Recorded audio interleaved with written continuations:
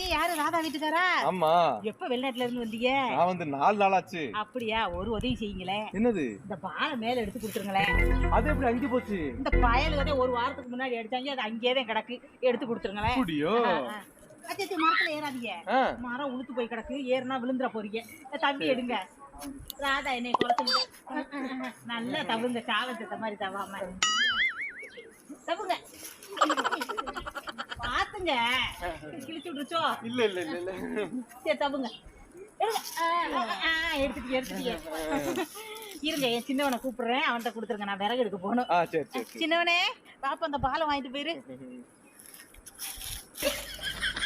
என்னன்னு கூப்பிட்டீங்க? சின்னவங்க. எங்க இவன் இருக்க வளத்துக்கு இவனே எடுத்துருந்துருப்பேன். ஆமாமா, நானே எடுத்துருந்தேன். சும்மா இருடா, அந்த மரத்துல முனி இருக்குன்னு சொன்னாங்க. மரத்தை தொட்டா காவை வாங்கிருமா, ரத்த காவை வாங்கிருமா. பாலை வாங்கிட்டு வீட்டுக்கு வாடா. ரொம்ப நன்றி.